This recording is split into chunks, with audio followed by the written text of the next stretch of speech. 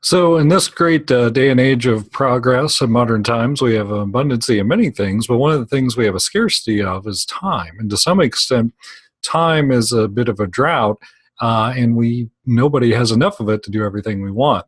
So, when we're thinking in terms of a presentation in any kind of context, but certainly as a faculty member, or as a student doing a student presentation, or as a faculty member going in to present material to our classes, we have to be very thoughtful and intentional about how we use our time.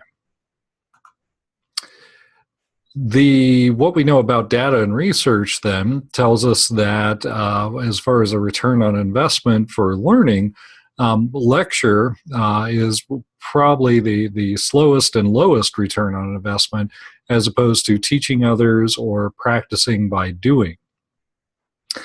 And certainly, our traditional slide deck software tends to drive a lot of our lectures, and both as student and faculty, we invest disproportionately time in setting up slide deck lectures, which leaves little time for doing other things. Certainly, many critics have researched and mapped the dimensions of the problems with slide deck tools. It doesn't match a lot of our cognitive processes, how we learn, from Edward Tufte to Richard Meyer, both in time and space as well as cognition.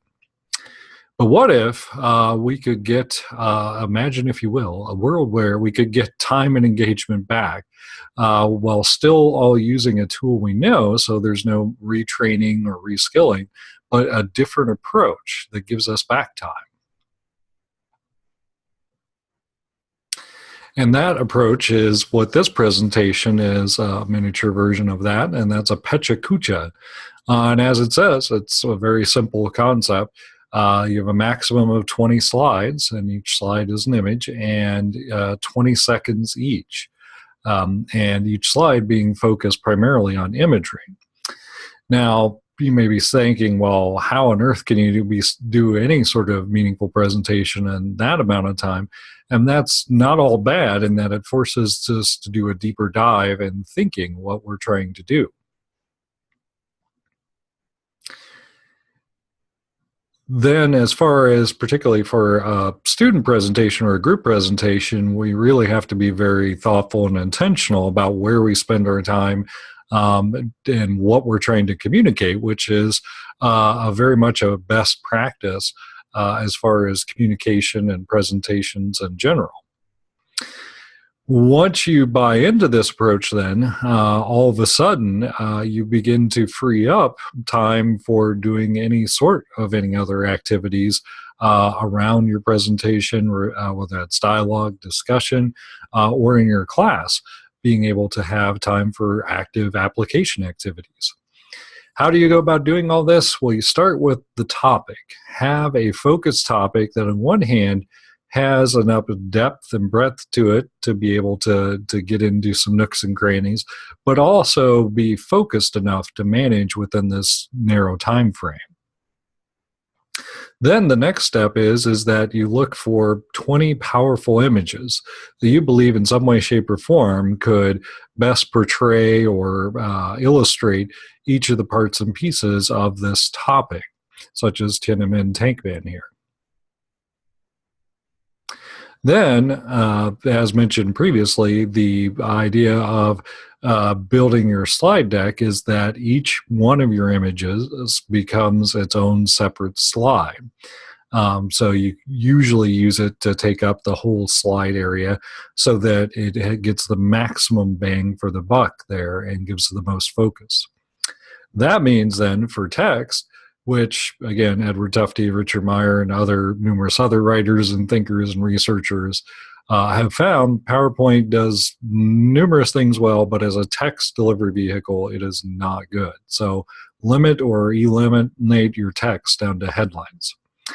Then, for each image or each slide, come up with key points that you want to make about this image, or key points that are unpacking different parts of your particular topic. And this could take some playing with to work with the time constraints. Then, as far as within the tool, we all know the PowerPoint software. To put this into practice, then you can go into the transitions area and specify your time frame of I want it to automatically advance slides every 20 seconds, and then apply that to all.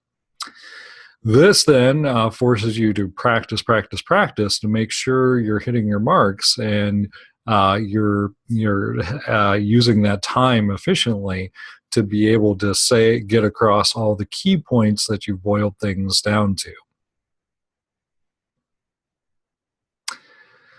Then you can use, certainly for our faculty here, you can use Zoom or other tools to record these to promote anything for distance learning scenarios to flipped classroom possibilities, where students have to review these before they come to class.